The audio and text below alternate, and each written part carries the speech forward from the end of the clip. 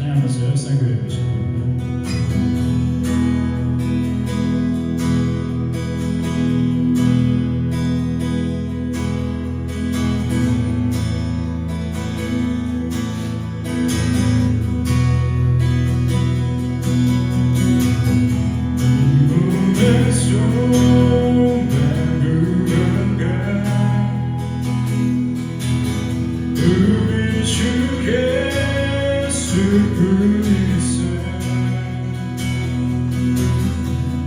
우리 주 예수밖에는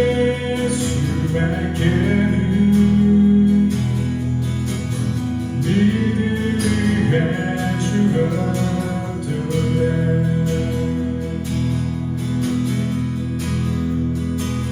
이 몸에서만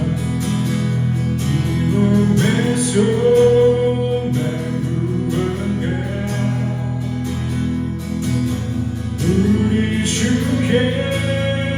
예수뿐이세. 우리 주 예수밖에는 믿음의 주가 없도다. 주만이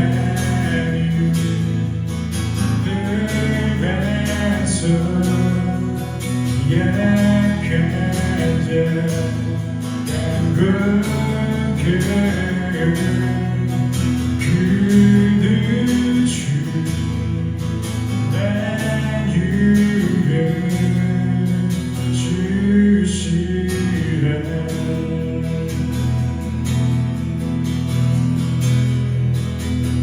무섭게 말한 무섭게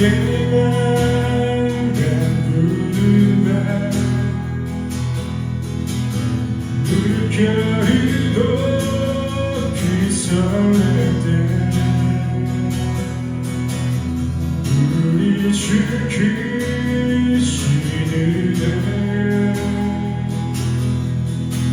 소망에 다신 주님이라. 소망에 다신 주님이라. 주만이 내가서 약한 자 양겁게 그는 주 만유에 주시라.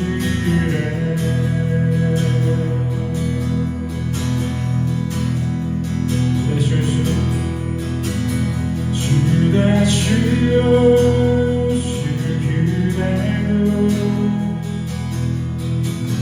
나 오직 주를 의지하여 주의 힘입어 흠없이 보좌합소리.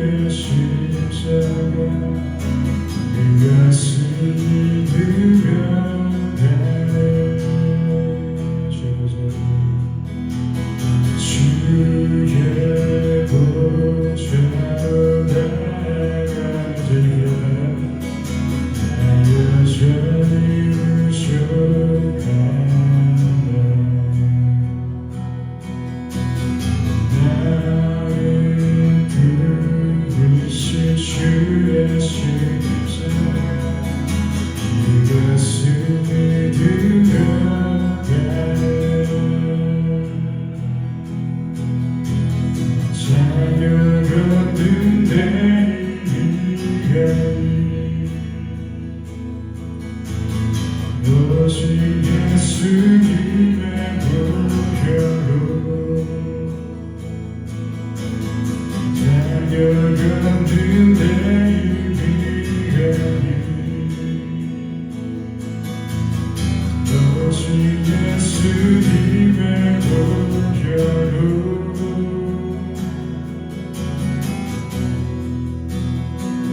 십자가의 보혈 단순하신 사랑 힘입어 나아가는 십자가의 보혈 단순하신 사랑 힘입어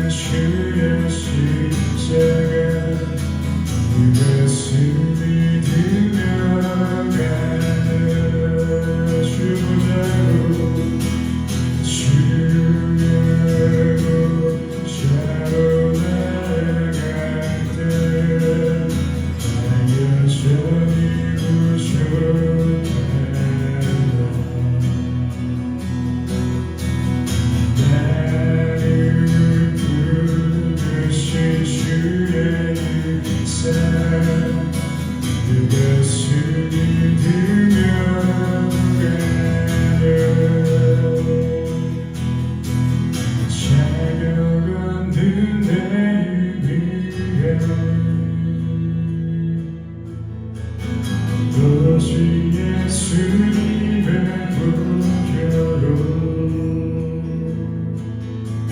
사려가는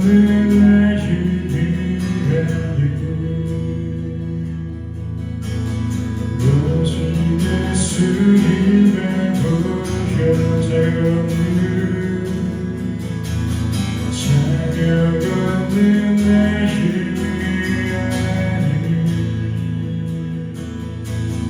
오직 예수님의 보혈로 사려가는 나의 위하여 오직 예수님의 보혈로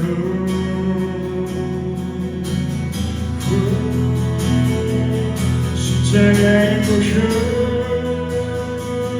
간절하신 사랑 힘입어 나아갑니다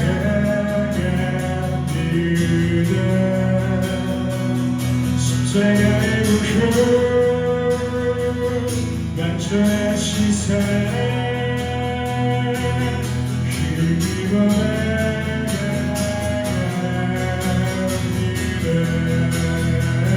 십자가의 보혈 간절하신 사랑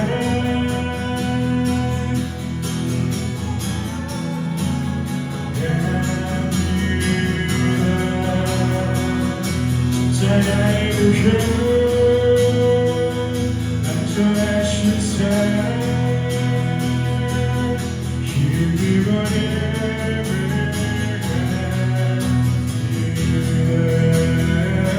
십자가의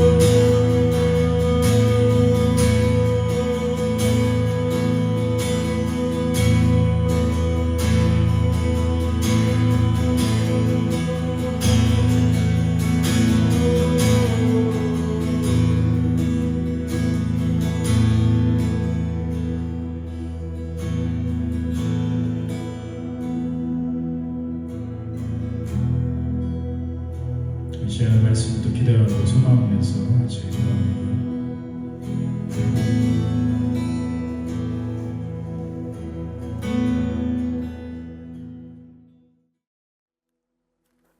신앙 고백하겠습니다. 전능하사 천지를 만드신 하나님 아버지를 내가 믿사오며 그 외아들 우리 주 예수 그리스도를 믿사오니 이는 성령으로 잉태하사 동정녀 마리아에게 나시고 본디오 빌라도에게 고난을 받으사 십자가에 못 박혀 죽으시고 장사한 지 사흘 만에 죽은 자 가운데서 다시 살아나시며 하늘에 오르사 전능하신 하나님 우편에 앉아 계시다가 저리로서 산 자와 죽은 자를 심판하러 오시리라. 성령을 믿사오며 거룩한 공회와 성도가 서로 교통하는 것과 죄를 사하여 주시는 것과 몸이 다시 사는 것과 영원히 사는 것을 믿사옵나이다. 아멘. 창세기 3장 14절에서 19절까지 같이 보겠습니다. 3장 14절에서 19절. 14절에서 19절까지 우리 한 절씩 읽고 마지막 절은 함께 읽도록 하겠습니다. 여호와 하나님이 뱀에게 이르시되 내가 이렇게 하였으니 네가 모든 가축과 들의 모든 짐승보다 더욱 저주를 받아 배로 다니고 살아있는 동안 흙을 먹을지니라. 내가 너로 여자의 원수가 되게 하고 네 후손도 여자의 후손과 원수가 되게 하리니 여자의 후손은 네 머리를 상하게 할 것이요 너는 그의 발꿈치를 상하게 할 것이라 하시고 또 여자에게 이르시되 내가 네게 임신하는 고통을 크게 더하리니 네가 수고하고 자식을 낳을 것이며 너는 남편을 원하고 남편은 너를 다스릴 것이니라 하시고 아담에게 이르시되 네가 내 아내의 말을 듣고 내가 네게 먹지 말라 한 나무의 열매를 먹었은즉 땅은 너로 말미암아 저주를 받고 너는 네 평생에 수고하여야 그 소산을 먹으리라. 땅이 네게 가시덤불과 엉겅퀴를 낼 것이라. 네가 먹을 것은 밭의 채소인즉 네가 흙으로 돌아갈 때까지 얼굴에 땀을 흘려야 먹을 것을 먹으리니 네가 그것에서 취함을 입었음이라. 너는 흙이니 흙으로 돌아갈 것이니라. 아멘. 오늘 읽은 말씀 14절부터는 이제 하나님이 판사의 역할을 하면서 판결문을 내립니다. 순서대로 뱀에게 먼저, 여자에게, 그리고 아담에게 처음 등장한 순서 그대로 이렇게 판결문을 읽어 주십니다. 제일 먼저 뱀이 판결문을 받아듭니다. 네가 이렇게 하였으니 네가 모든 가축과 들의 짐승보다 더욱 저주를 받아 배로 다니고 살아있는 동안 흙을 먹을지니라. 앞에서 하나님은 아담에게 그리고 여자에게 자기 변론의 어떤 기회라면 기회랄까? 그런 질문을 통해서 자기 방어권을 행사할 수 있도록 하셨습니다. 네가 왜 그렇게 했냐? 누가 그렇게 너에게 주어서 먹게 했냐? 왜 숨었냐? 근데 뱀한테는 질문이 없어요. 다이렉트로 그냥 판결부터 나옵니다. 저주를 내리십니다. 아담은 어쨌든 간에 자기 변명을 하죠. 아내한테 책임을 돌리고 여자는 뱀한테 책임을 돌리잖아요. 근데 만약에 뱀한테 하나님이 너 왜 그렇게 했어? 라고 물었다면 뱀은 뭐라고 대답했을까? 근데 그 어떤 질문조차 하지 않으신다는 것이죠.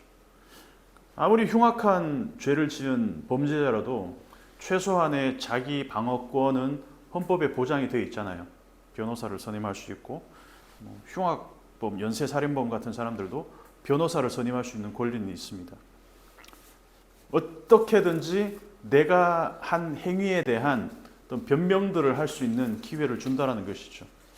근데 뱀은 거짓의 시작이잖아요. 거짓 그 자체잖아요. 하나님이 이런 뱀에게 자기 변론의 기회조차도 주지 않으신다는 거죠.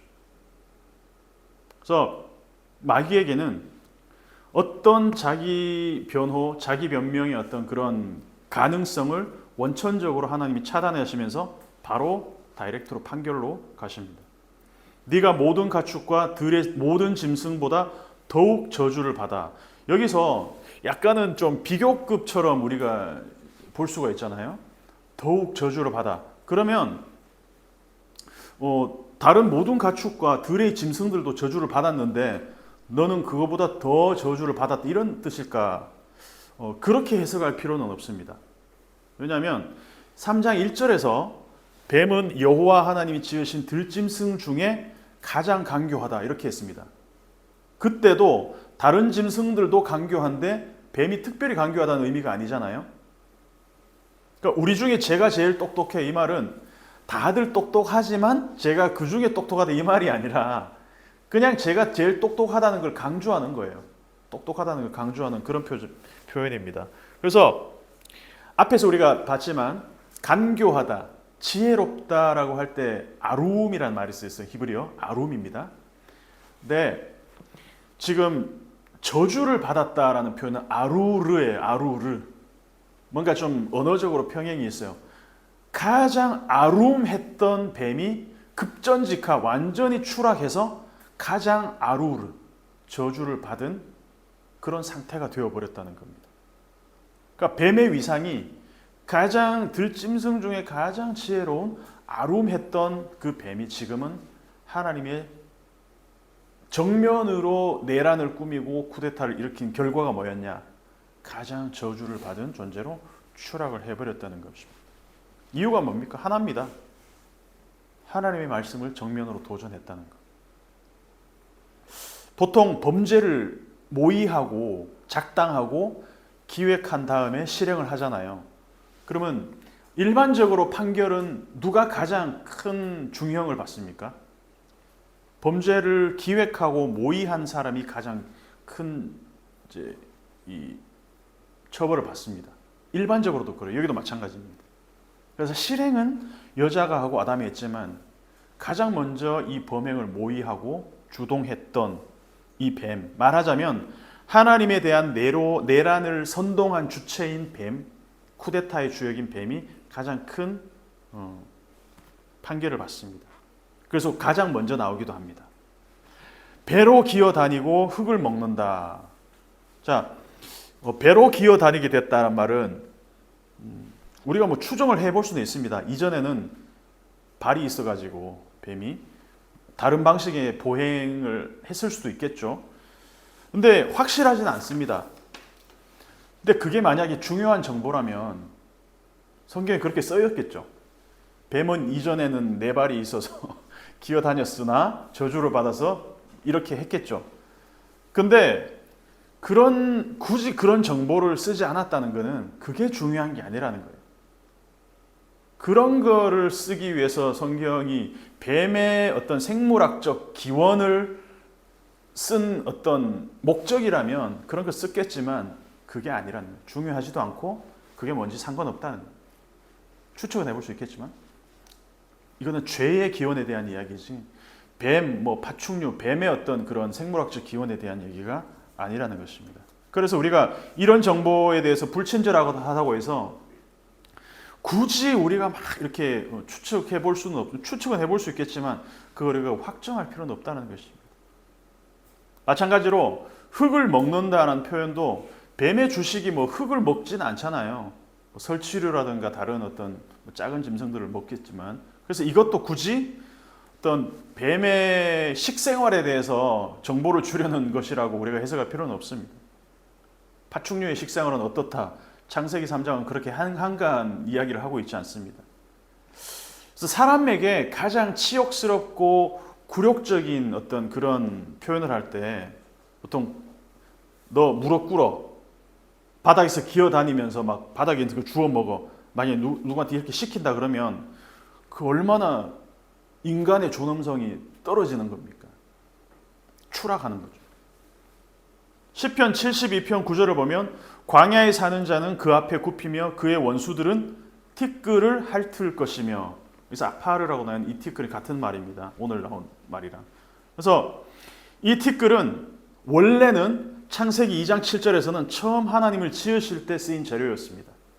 그 티끌이었습니다.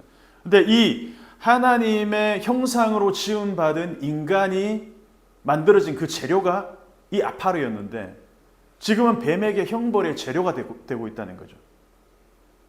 흙이 무슨 잘못이 있습니까? 흙이 무슨 죄가 있어요?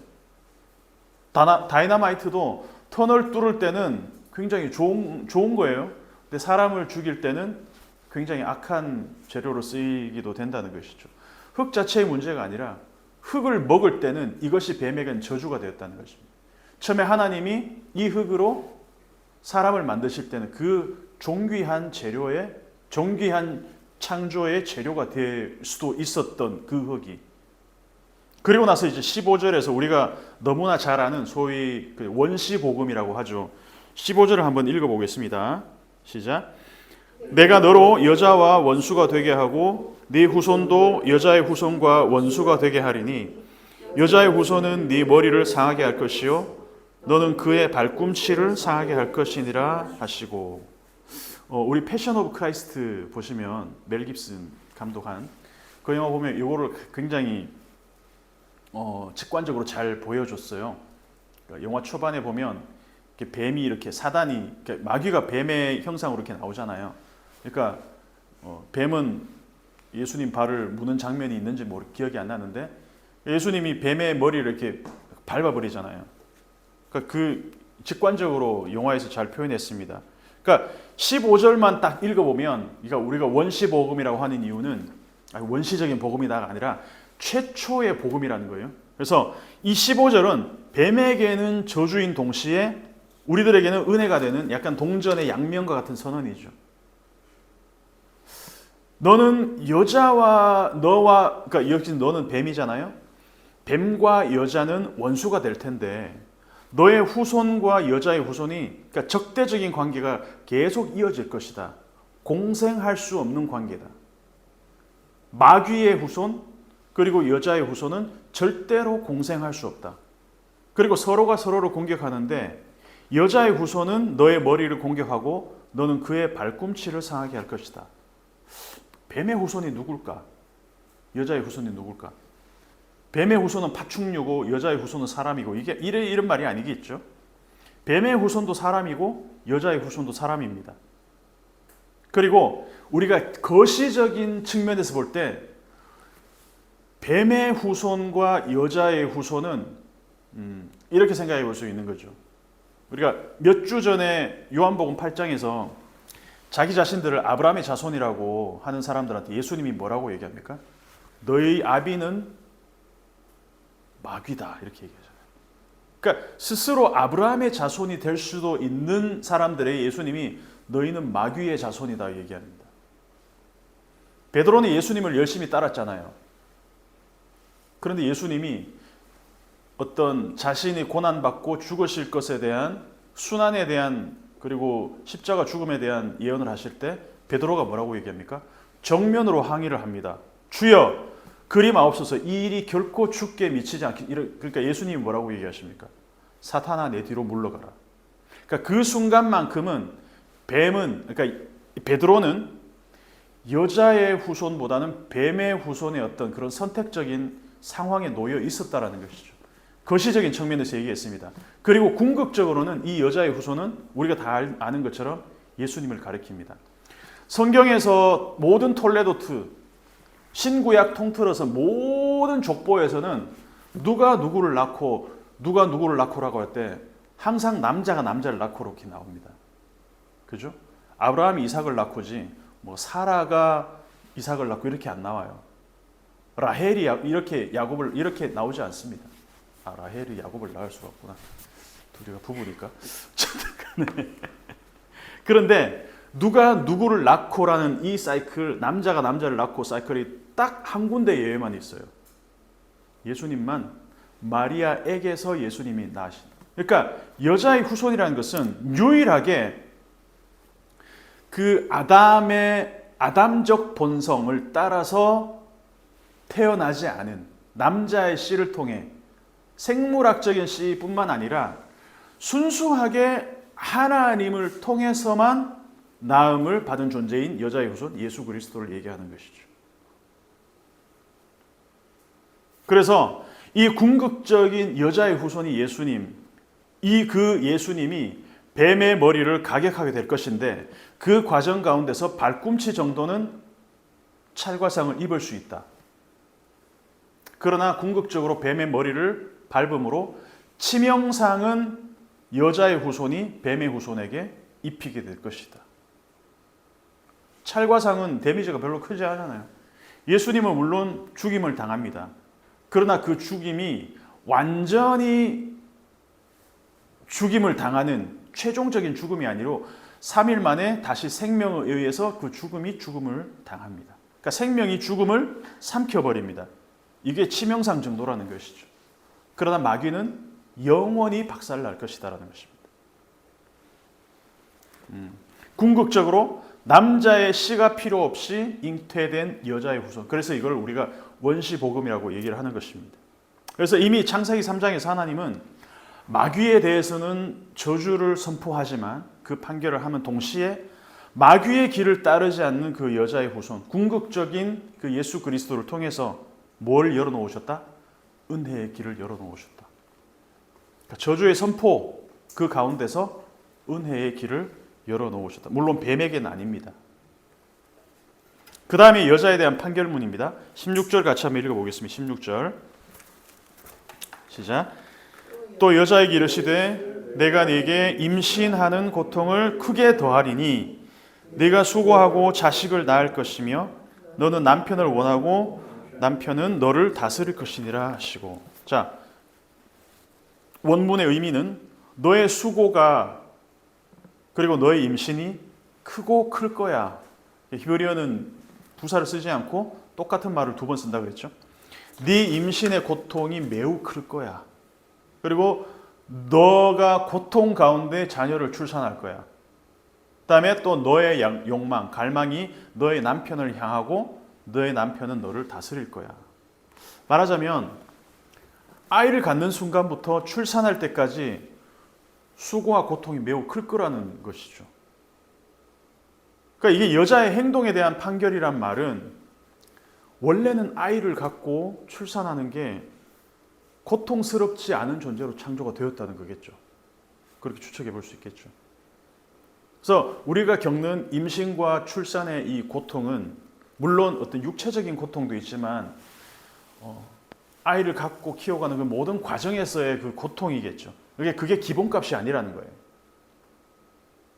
뭐 요즘은 뭐 무통분만도 있고 제왕절개 같은 다양한 의학적인 테크닉이 있지만 뭐 이때만 해도 그런 건 없었잖아요. 그러니까 이런 차원에서 기본적으로 뭐 육체적인 고통이 수반됐기 때문에 뭐 이게 고통이다 이렇게만 우리가 볼 수 없다는 것이죠. 그러니까 그 자체의 수고로움과 고통이 따르게 되었. 이게 여자에 대한 하나님의 판결이란 얘기입니다. 그러고 나서 너는 너의 남편을 향한다. 자, 이 부분은 여러 해석들이 있는데 처음 남자와 여자에게 주어진 관계를 보면 남자가 먼저 나고 그리고 그 남자에게서 여자가 나게 하셨습니다. 그리고 돕는 배필 에제르로 주어졌다 그래요. 이때 돕는다는 말 에제르를 주종 관계로 해석하거나 갑을 관계로 해석해서는 안 됩니다.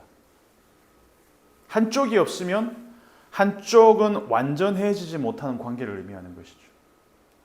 그래서 완전히 동등한 관계에서 하나로는 불완전한, 그래서 둘이 있어야 완전한 관계에서 이제는 다스림의 관계가 되어버렸다는 것입니다.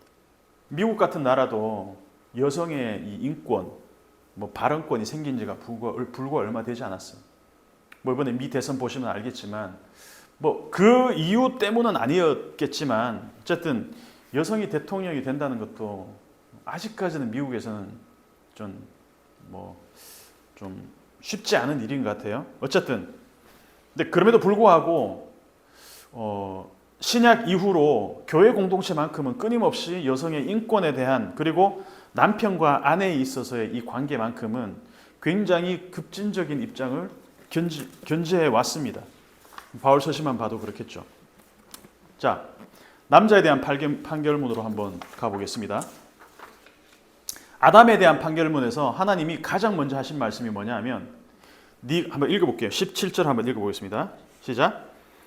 아담에게 이르시되 네가 네 아내의 말을 듣고 내가 네게 먹지 말라 한 나무의 열매를 먹었은즉 땅은 너로 말미암아 저주를 받고 너는 네 평생에 수고하여야 그 소산을 먹으리라. 18절까지 땅이 내게 가시덤불과 원건키를 낼 것이라. 네가 먹을 것은 밭의 채소인즉. 예. 자, 처음에 하는 얘기가 뭐냐면 아담에게 이르시되 네가 누구의 말을 들었다? 아내의 말을 들었다. 뱀은 아내의 말을 듣고 아니지.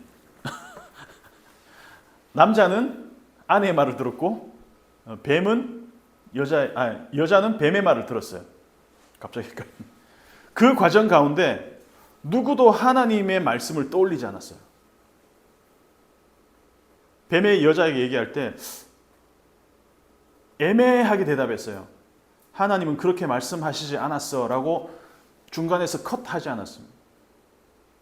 성경에는 생략되어 있지만 여자가 남자에게도 어떤 설득력 있는 얘기를 했을 거예요. 그런데 아담이 거기에 제지하지 않고 그냥 동의했습니다. 그래서 뱀에게서 여자에게로 남자에게로 이어지는 이 모든 일련의 과정 가운데 하나님의 말씀은 철저하게 무시되고 왜곡되고 소외됐습니다. 그래서 하나님이 이 말을 처음으로 하나님이 아담에게 하시는 말씀이 이겁니다. 아담의 판결문에서 네가 내 말을 안 들었어. 네 아내의 말을 들었어. 네가 네 아내의 말을 듣느라 내 말을 듣지 않았다. 네 아내의 말을 듣느라 내 말을 듣지 않았단 말은 네 아내가 내 말과 배치되는 의견을 너에게 했을 때 너는 그것을 수용했다는 얘기입니다. 디모데전서 2장 14절을 한번 찾아보겠습니다. 신약 디모데전서 2장 14절.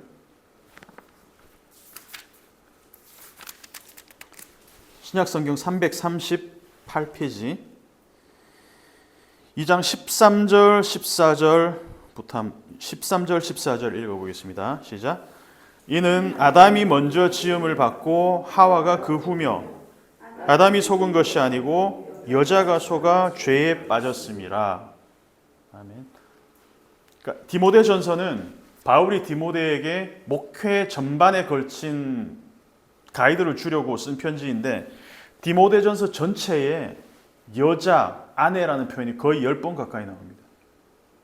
특히 2장 8절에서 15절까지만 읽어보면 여성 인권을 주장하는 사람들은 뒷목 잡고 쓰러질 만한 표현들이 많이 나옵니다. 여자들은 단정해야 된다. 치장하지 말고 순종함으로 배워라. 가르치는 것도 허락되지 않고 이어서 하는 말이 남자가 먼저 지음을 받았고 하와 그 후다. 아담이 속은 것이 아니라 여자가 속아 죄에 빠졌다. 이렇게 연결합니다. 근데 이 구절을 두고 많은 주석가들이 바울을 굉장히 가부장적인 사람으로 여깁니다. 실제로 그래요. 근데 그 중에서 가장 설득력 있는 해설은 제가 봤을 때는 제가 성경신학 스터디 바이블에 있는 내용을 그대로 가져왔습니다. 읽어볼게요.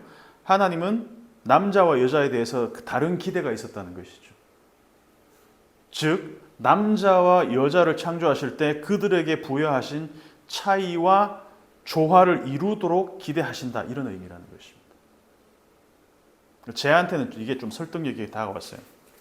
그러니까 하나님이 남자와 여자를 창조하셨다. 성경에 분명히 이렇게 나와 있잖아요. 그냥 사람을 창조하셨다. 퉁치지 않고.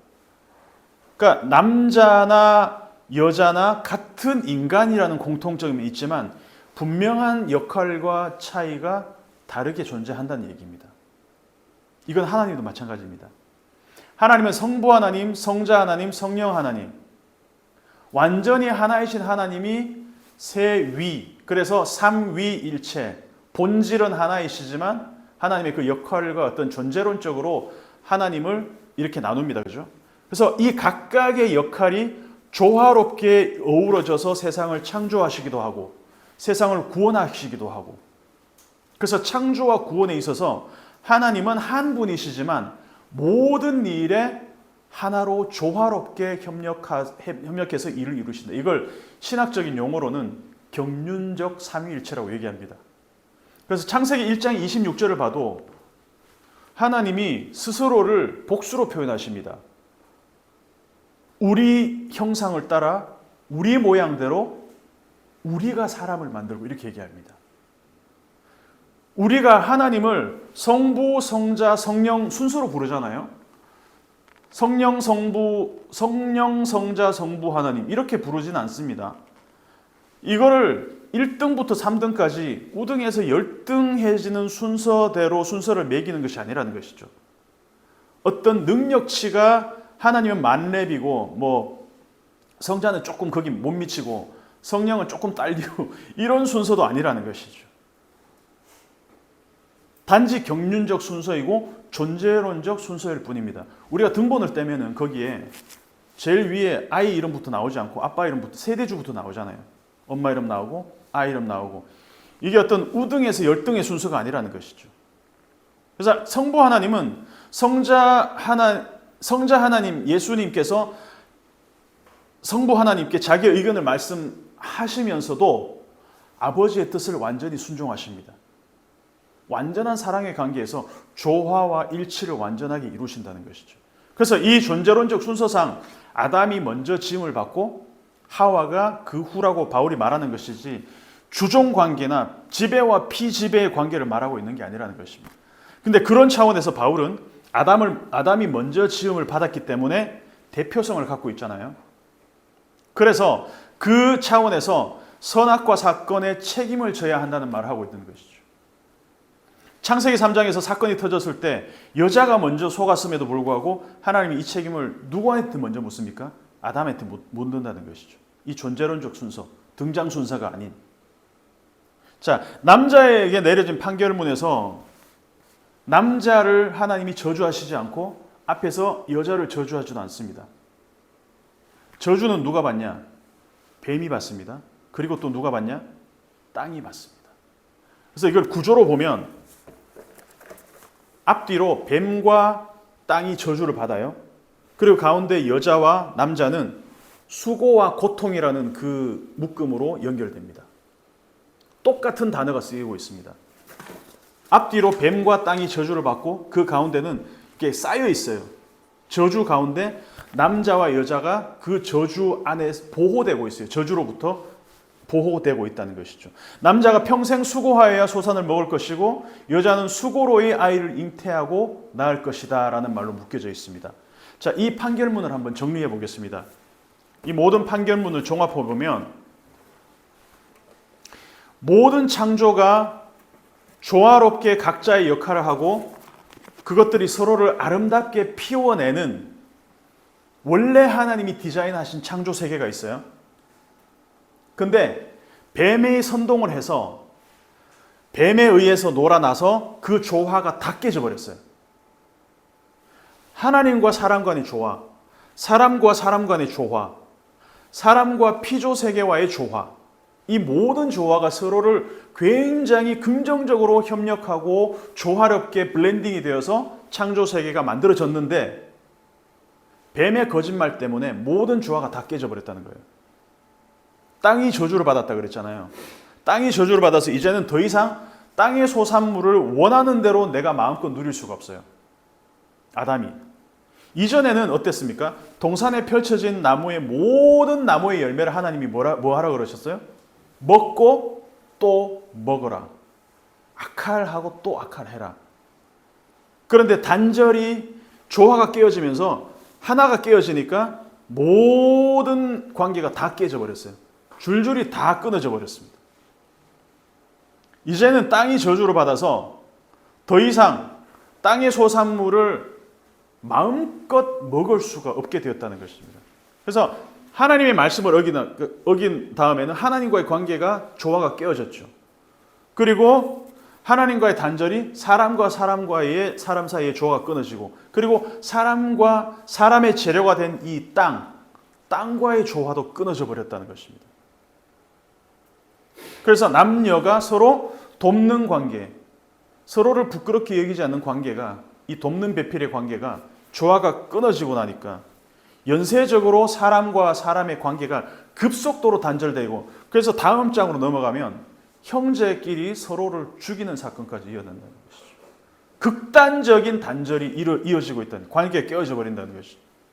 사람은 서로를 돕는 관계였잖아요. 에제를 돕는 배필. 근데 그 관계가 깨어졌기 때문에 땅도 사람을 더 이상 돕지 않는 관계가 되어버렸다는 거죠.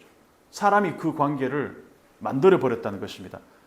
처음에는 하나님이 땅을 경작하고 어떻게 하라? 다스리라 말씀하셨잖아요. 경작하고 다스리라. 서로를 돕는 관계였습니다. 경작하고 다스리면 땅은 그 소산물을 자연스럽게 주는 관계였을 거예요. 에덴에서. 그런데 이제는 그 수많은 열매들을 땅이 더 이상 마음껏 제공할 수 없는 상태가 되어버렸다. 저주를 받아서. 그러니까 수고롭게 일을 해도 땅이 항상 좋은 것만을 주지 않는다. 가시와 엉겅퀴 같이 먹을 수도 없고 아름답지도 않은 그런 열매들을 맺기 시작했다는 것입니다. 그래서 얼굴에 땀을 흘려야 간신히 밭에 먹을 거리를 구할 수 있게 된 것. 말하자면 요즘 용어로 하면 먹고 사는 게 너무 팍팍해진 거예요. 이때부터. 왜? 땅이 사람 때문에 저주를 받았기 때문에. 온갖 기괴한 것들을 다 생산하기 시작합니다. 그러니까 하나님과 사람과의 이 소통과 조화로운 관계가 깨어지면서 연쇄적으로 사람과 사람의 이 조화로운 관계, 소통, 돕는 배필 다 깨어지고,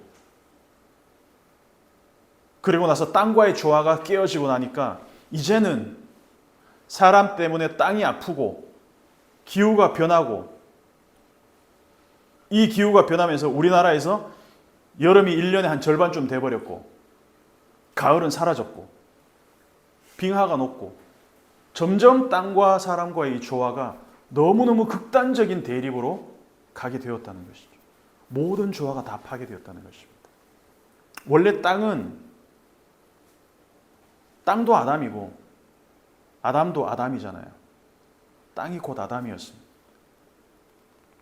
생명의 재료가 되는 동시에 저주의 공간이 되었다는 것입니다. 누구 때문에? 사람 때문에. 궁극적으로는 뱀 때문이겠죠. 여전히 땅은 모든 생명이 피어나는 공간인 동시에 그 땅의 소산이 되는 동시에 가시와 엉겅퀴 같이 먹지 못하는 생명 없음의 공간이 되어버렸다는 것입니다. 그래서 땅은 아이러니하게도 저주이면서도 축복입니다. 흙도 마찬가지입니다. 사람이 흙에서 왔잖아요. 근데 그럼에도 불구하고 사람 때문에 땅과 흙이 고통스러워합니다. 마음껏 먹고 또 먹어. 이게 원래 하나님이 만드신 세계였는데 얼굴에 땀을 흘려야 먹을 것을 먹으리라. 먹음의 실패가 먹음에 대한 판결로 이어지고 있습니다. 그래서 오늘 원고에는 없지만 결국 우리가 먹음에 실패했기 때문에 예수님이 우리를 통해서 이루시는 것이 뭐냐? 나의 살과 피를 먹으라. 흙으로 돌아갈 때까지, 육체적인 죽음을 맞을 때까지, 이 땅에서 생존하는 동안, 다른 말로 하면 현재 몸은 살아있지만 너희는 나와 단절된 죽은 상태라는 것을 얘기하는 것이죠. 나와 함께 먹을 때는, 나와 함께 있을 때는 내 동산에 있는 모든 것을 너희가 마음껏 먹고 또 먹을 수 있었잖아요. 먹고 또 먹으라. 그런데 이제 더 이상 그게 불가능하게 되었다는 것입니다. 이걸 가장 잘 보여주는 이야기가 누가복음 15장입니다. 집 나간 아들. 아들이 아버지와 함께 살 때는 어땠습니까? 아버지의 것을 자기 것으로 누렸습니다. 그 형한테도 얘기하잖아요. 얘, 너는 항상 나와 함께 있으니 내 것이 다 네 거 아니냐, 이렇게 얘기하잖아요. 아버지와 함께 있을 때는 모든 것을 내 마음대로 누립니다. 어린아이들이 부모와 함께 살 때는 냉장고 자기 집처럼 막 열어서 막 먹잖아요. 눈치 보면서 냉장고 있는 거 먹어도 돼? 이러면서 막 눈치 보고 막 이렇게 뭐 그런 집도 있을 수도 있겠지만 자기가 벌어온 거 아무것도 없음에도 불구하고 마음껏 자기 것으로 누립니다. 독립해서 나가는 순간 이 세상은 상황이 달라진다는 것이죠. 그럼에도 불구하고 누가복음 15장, 아버지는 자기 살을 떼어서 집을 나간 아들이 다시 돌아왔을 때 네가 파산을 냈잖아. 그 아들을 저주하지도 않고 책임을 묻지도 않습니다. 잔치를 버리고 오히려 아들을 받아들입니다. 열매를 먹은 것은 남자와 여자였지만 저주는 뱀과 땅이 받았습니다.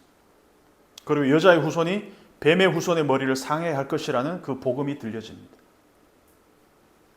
그래서 오늘 제목처럼 이 준엄한 심판이 이루어지는, 재판이 이루어지는 하나님의 법정에서 우리는 하나님이 살짝 열어두신 그 은혜의 통로를 발견할 수 있어야 됩니다.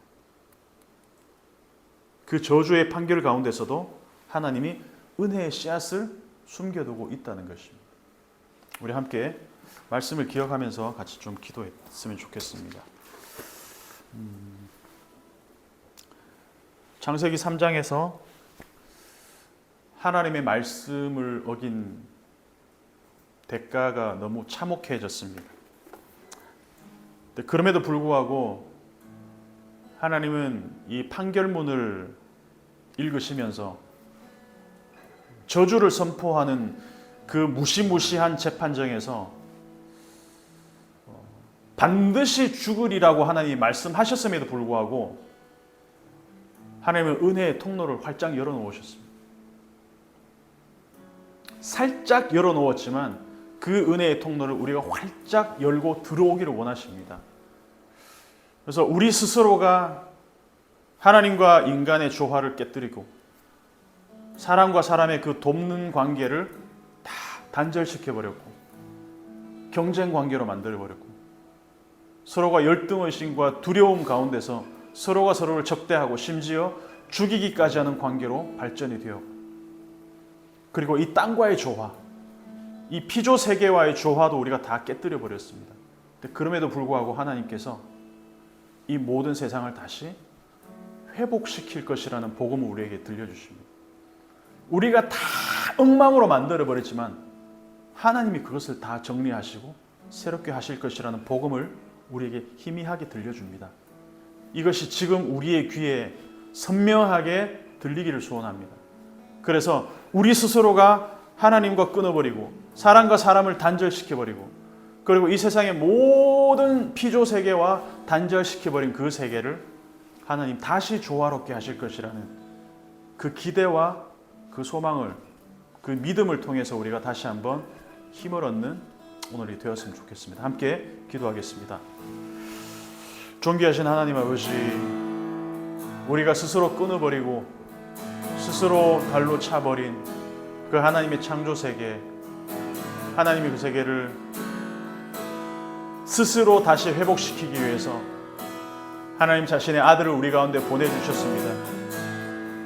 그래서 여자의 후손으로 뱀의 머리를 밟게 하시고 우리 가운데 다시 조화로운 모든 관계, 하나님과 우리의 관계, 그리고 사람과 사람의 관계, 이 피조 세계와 사람들과의 관계를 하나님께서 다시 회복시키시기를 원하시고 지금도 그 회복을 이루어 가십니다.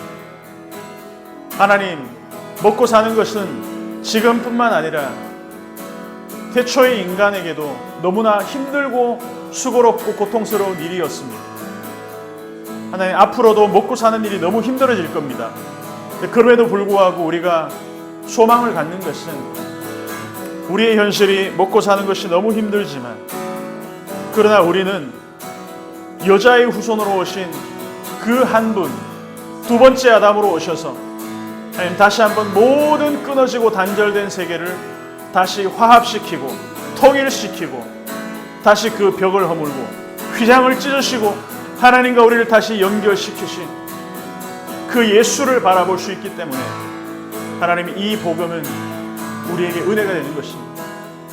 하나님, 이 저주 가운데서도 그 서슬퍼런 이 참혹한 판결의 현장 가운데서도 하나님이 허락하신, 당장 우리는 죽어야 마찬가지만 하나님 우리의 죽음에 대한 그 집행을 유예하시고 급기야 우리를 생명의 부활로, 그 예수 그리스도의 부활을 우리도 경험할 수 있는 존재로 우리를 자녀 삼아 주셨습니다. 하나님 아버지, 우리가 그 소망을 붙들고 나갈 수 있도록 은혜를 더하여 주시옵소서. 오직 예수만이 나의 소망임을 하나님의 말씀을 통해서 다시 한번 발견하길 소원합니다. 오직 내 안에, 우리 가운데 예수만이 오직 우리의 유일한 소망과 길이 되심을 기억하고 나가길 소원합니다. 도와주시옵소서. 하나님, 우리는 창세기 3장을 보면서도 우리의 유일한 소망과 구원과 길은 오직 하나님의 아들이신 예수밖에 없음을 깨닫게 됩니다.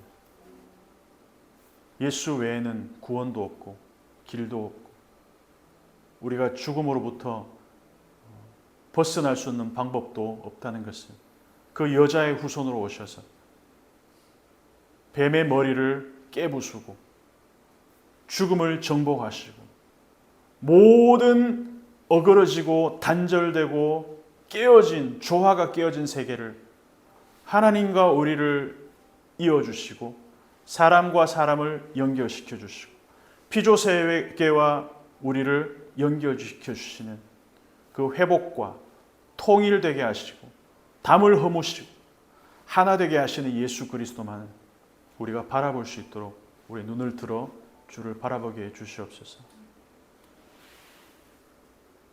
예수 그리스도의 은혜와 하나님의 사랑과 성령의 교통 충만하심이 창세기 3장을 통해서 오직 여자의 후손으로 오셔서 뱀의 머리를 부수고 모든 조화가 깨어진 세상을 다시 조화롭게 하시며 저주의 선포 가운데서도 구원의 길, 은혜의 길을 볼 수 있게 하신 그 예수 그리스도를 따르기 원하는 모든 성도들 머리 위에 지금부터 영원토록 함께 있을지어다. 아멘.